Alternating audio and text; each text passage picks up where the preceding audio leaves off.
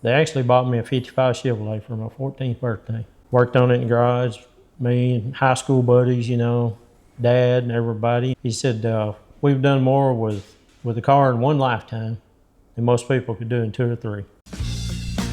Welcome to the DownShifting Podcast. The stories behind the machines, the people, and the roads that connect them.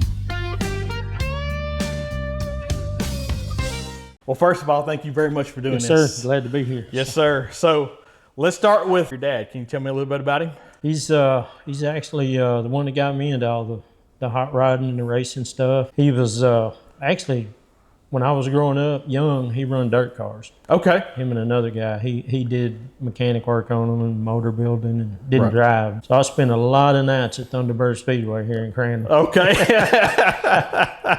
But as I got older, started going to Green Valley. Okay. And then we always had lake houses at Cedar Creek and stuff, mom, dad, grandma, and grandpa. Well, Cedar Creek Dragway is right up the street from us. So. That's convenient. So that's kind of where it all started. They actually bought me a 55 Chevrolet for my 14th birthday. Okay. Just to beat her.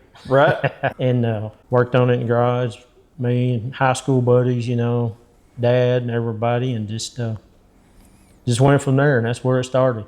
Okay. So. Well, very cool. Well, I got to tell you, your dad was like a super cool guy. So yeah, I remember coming around just to being a guy with a street car that was hoping to be fast. And man, it didn't matter, pits, trailer, race cars, whatever. He was always inviting, and you always felt like you were part of it. So that was super cool.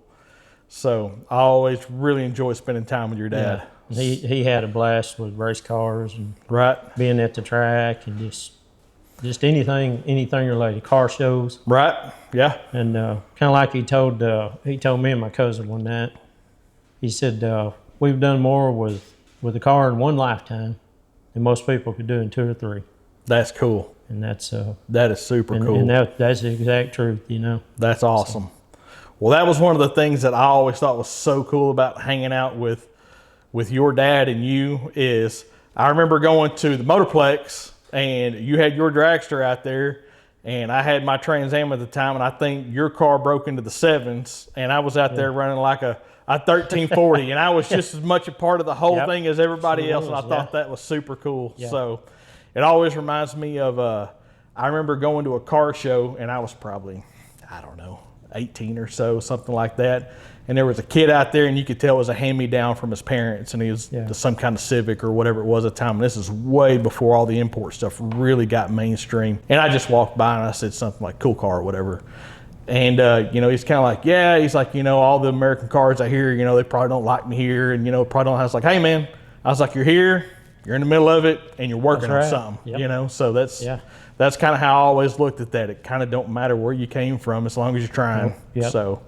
Yeah, I had a lot of respect for your dad for that. So yeah, if you're a car guy, you'll fit in. Yeah, you're gonna fit in somewhere. Yeah, you'll slide in somewhere and be part of it. So for sure. Can you kind of take us down the rabbit hole of how you ended up getting the 55 and how that progressed? Actually, a friend of ours, the guy my dad dirt tracked with, his oldest son, he come over and told us. He said a guy over off Lake June has a 55. So we go over to the house and it's sitting in the backyard. So we knock on the door and the guy comes out and go out there and look at it. Seats was all eat up, rat's nest. He said, it's got a tilt front end on it too. So he grabs his fender and just flips the whole front end off in the yard. So it was a real cream puff. So, but they gave him $300 for it. $300. Yeah. Wow. Yeah. That's crazy. So then me at 14 years old, we hook it to Dad's truck and we drag it back home. Right. No brakes, steering going all over the place. Oh man. But and Dad told Mom, he said, well, that'll keep him and his buddies out of trouble for a while. They'll be busy with it. And then pretty soon, it started looking better, and Dad's helping us, and all my old buddies I run around with and went to school with, they were all hot riders. So we'd stay out in the shop there till 2, 3 o'clock every morning, That's cool. Finally got it running. And actually, the summer before I turned 16, okay, I started making passes with it at Cedar Creek. Okay. All right. Way back in the day. And that was, I don't know the exact years, 1976, 77. Okay. So around 76, 77. Well, that tells you how many guys have gone down Cedar Creek Dragway. Yeah. Yeah. That's super cool. So what was kind of the first setup in that car? Had a little small block in it, 327. Okay. Little small journal, 327. The old double hump heads, Edelbrock intake, vacuum secondary Holly, you know. A hot rod setup for sure. Just basic hot rod, 4-speed. Okay. So that's cool. yeah, I always there was just something about the stick cars that I just loved, you know. And just show you how fast it was, the first pass I made down Cedar Creek was a 9:57. Hey man, it made a pass. Yeah. That's super cool. And now my 2 grandsons, junior dragsters, would have smoked that. And what's cool about that is you still own the car. Still own the car. I'll never part with it. That's cool. Never. So. That's fantastic. So Now I've actually got a lot of parts stockpiled out there, motor set beside it, transmission, the whole 9 yards. I just need to get busy, and between that and my dragster, you know. okay. So both of them need a lot of attention. It happens, man. Yeah. So that's super cool. So how did that evolve from basically Hot Rod 101 with a 55 Chevy into getting into dragsters? The 55, we got it running pretty good, you know, back in the day, and this was late 70s. Got it down to running 630s, 8 mile, you know, so. Yeah. Which was pretty fast for back in the day. Had a little blown small block in it. Okay. But when I was growing up, I had a friend that lived over in Spring Oaks there, and there was a guy named Barry Ferry. And Barry built dragsters in his garage, so I would go over there with a friend of mine and watch Barry do that. And once you see somebody building them and stuff, you just start getting attached to them, you know. And too, as I got older and realized more about the racing stuff, the dragster is a whole lot easier to go fast and quick in than the door car. Right. So, or for me it was just from the weight and stuff. So. Okay. Well, yours was the first one that I had ever seen, and I hadn't been around just a ton of dragsters up until that point, just a handful. Yours was the first one I'd ever seen with a nitrous setup on it. Yeah. So what made you go down that path, kind of your own direction with that? It was cheap horsepower. The age-old answer. Yeah. So how did some of that development work? Like, we're going to put nitrous on it, and like, this is what we're going to do with it. Yeah, actually, we just talked about it and wanted to go faster, and wound up going to Tyler down there. There was a guy that sold nitrous setups, Top Gun. Okay. Back in the day. Yeah. And he put a Fargo setup on it for us. So. Okay. And three power levels. Never had it on the top level. Had it on the middle. Okay. And it would knock a half second out of the car. That's awesome. So, yeah, and there's no other way you could knock out a half second for what that nitrous system costs. Right. And the good part, we never blew nothing up. Never melted anything. Man, if it's done right, yeah, it's as safe as it can get, you know. So. And we run it with alcohol. You know, a lot of people will tell you couldn't run it with alcohol. I remember that. That was super cool. Yeah. So, never no issues with running alcohol with it. No. That's very cool. Never even burn a plug. That's crazy. So, yeah. I remember, now that motor came apart eventually, right? It did. Okay, yeah. Yeah. Because I remember I came over, and another super cool thing was you let me come over, and I think that was the first time that I actually seen the internals of like what a legit race car motor was, because it had a set of aluminum BRP rods in it. Yeah. When they BRPs? Yeah. Okay, yeah. And had legit pistons. Was it like 14 and a half to 1 or so? It was a 13 and a half to 1. 13 and a half, okay, yeah. So that wasn't like your uncle's 11 to 1 small block. No. It had a little more go than that. Yeah. And you know, the motor run really good for what it was. Yeah. Wasn't a whole lot of exotic stuff on it or nothing. Right, yeah. Just stage 2 or dash 2 Brodix right out of the box. And that's cool. A little small wine tunnel ram with a little injector head on it. Right, so. Yeah. But it run good for what it was. So. Yeah, it did. It ran real good. Yeah. So that was an awesome experience to be around that. But the nitrous was fun though. I mean, it would. Right. You know, we were old school. We didn't have time and computers, so we had the notches on the on the distributor, one for your regular setting, and then you loosen it and turn it back to your nitrous setting. Yeah, pull a few degrees out of it and let it rip. Yeah, so, yeah. But it was fun, and we learned a lot. Right. Had a lot of fun with it. That's cool. At North Star at Denton, you set the track record there. Yeah. So what was the track record there that you set? It was a 528 when I started going up there. Went up there to test the converter. Okay. The track hadn't been open real long. And got up there, and the guy told me, the announcer, he said, if you can break track record, we'll pay you for it. So, and it was actually a 528. A 528. Yeah, so. And that was before Denton was extended. It was, yeah, it was short. Yeah. And got talking about it, so we just turned the nitrous on, run about 300 or 400 feet, and put the parachute out and hang on. Man, that's cool. I went up there probably 5 or 6 different times. And Yeah. get their low ET money and track record money. Right. Yeah, I don't think Denton really got the recognition it deserved for a while, you know. Now that it's gone, it's probably just like you talking about, like Green Valley, you know, a thing of the past. But man, I remember it always had a great starting line. Track was always clean. Yeah. You know, it was a really good place to go. It was a fun place to go. I never went back after they extended the track. So Oh, really? that was during my motor carnage and all that good stuff. Yeah.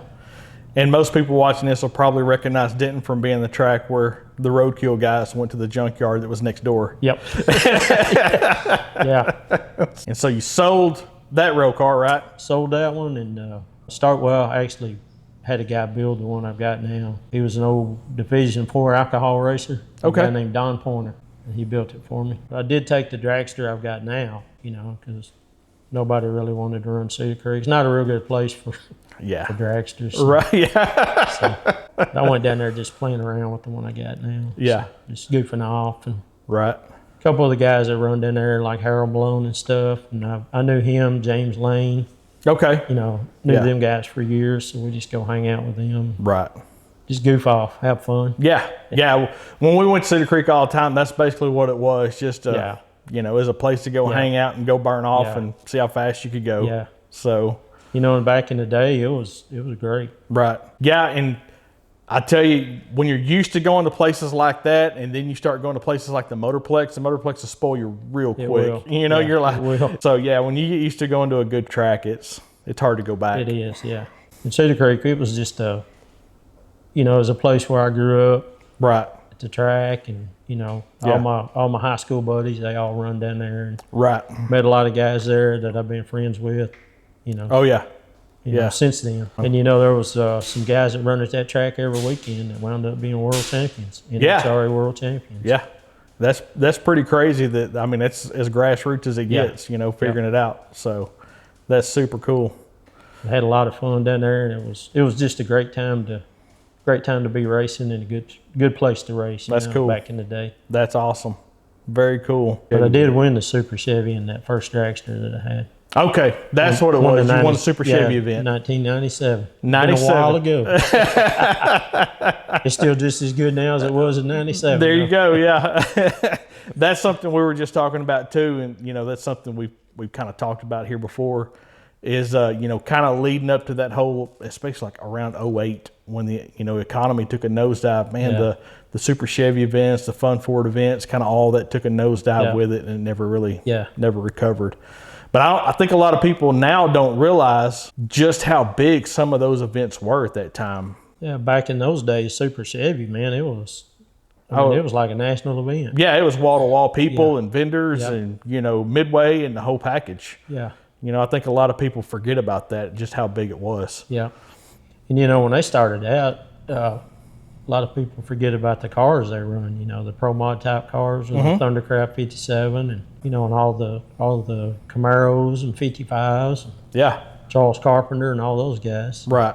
And I always think about the Fun Ford weekend. Now, your sister is married to Sammy, that was a starter at Fun Ford. Yeah. So at the end of the day, that was a small world. Yeah. Yeah. If you're in the racing world, you're going to be tied in with somebody you know somewhere, or they're going to know you, or somebody you're kin to. Yeah. That's what my buddy at Chris from ECU Masters talked about. Like, if I don't know the car guy, I know a guy that knows that guy. Yeah. You know, so that's usually the way that works. Yeah. And what's crazy too is when you have race cars and, like when I grew up, we always had a house full of people and a shop full of people and high school buddies. And Yeah. I see people now and I don't even recognize them. And they say, man, I've been to your house before. You got a 55. That's funny. And, there's no telling how many people have been over like that. Yeah. Yeah. I mean, I've got some old pictures from back in my days of doing it. And I think about my dad running a small trucking company. And my dad's rule was don't leave a mess. Yeah. And, we may be there Yep. till 3 or 4 in the morning in his old truck shop twisting wrenches on whatever it was. And I think back now, I'm like, the liability now would scare me to death. But my dad's whole thing was, I'd rather see y'all there than run up and down the roads. Yeah. We were very blessed to have that opportunity to just have a place to be and do whatever we were doing. That's kind of where our house was, Mom, Dad's house.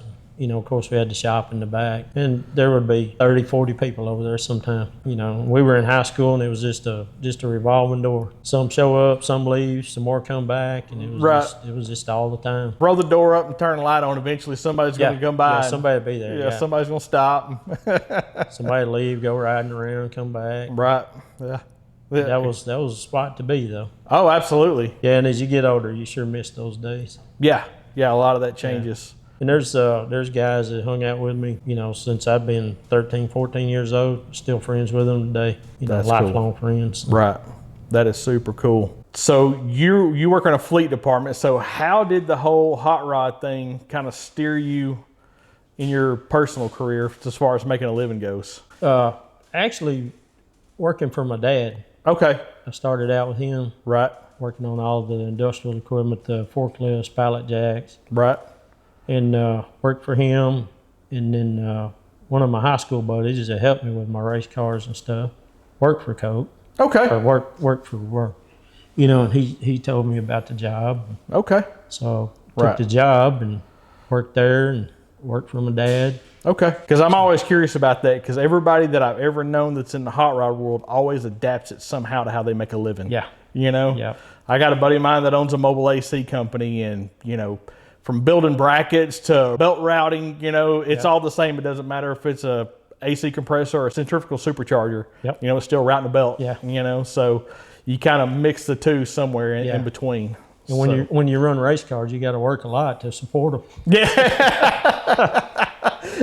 Unfortunately, that's the reality of it, isn't it?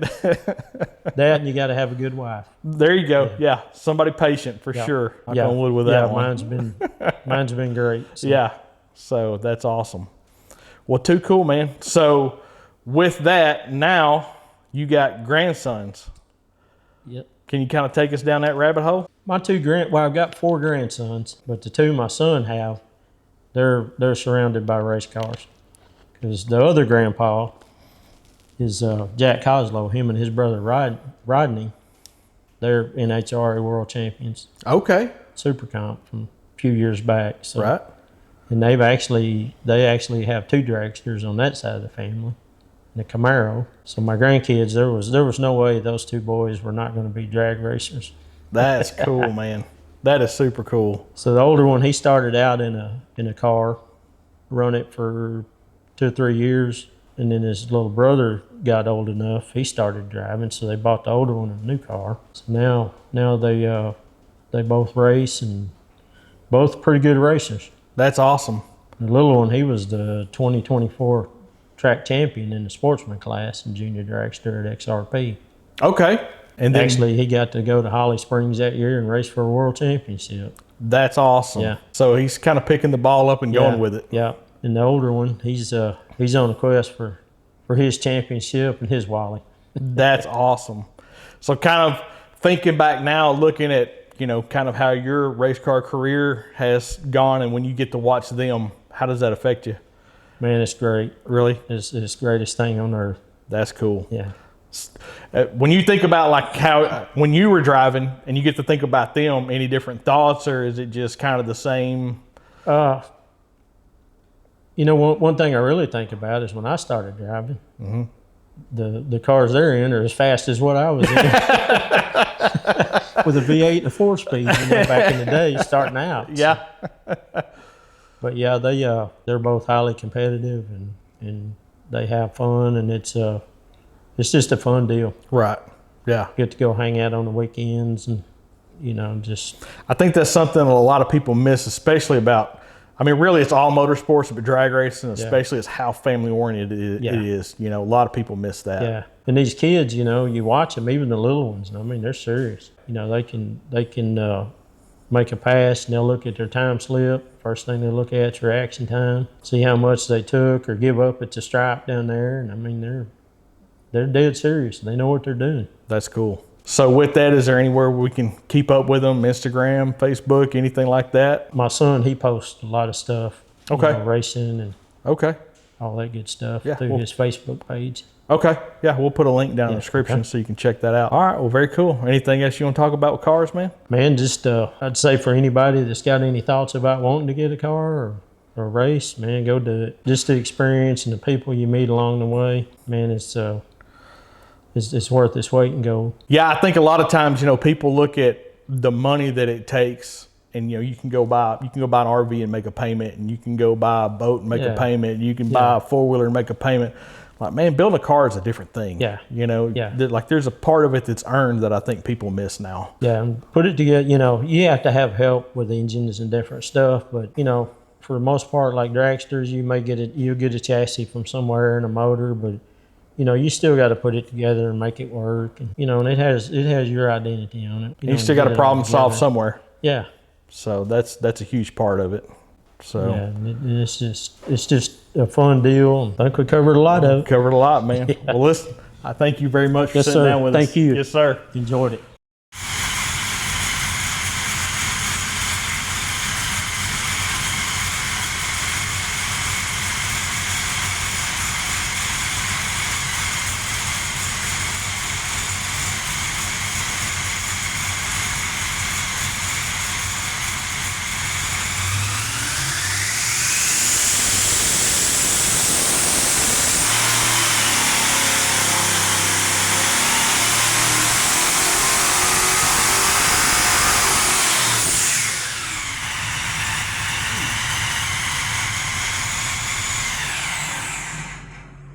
Less RPMs made 1878.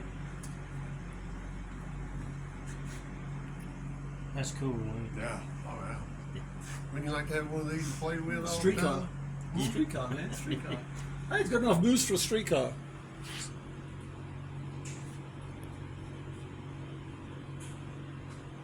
Man, that is cool listening to that thing run.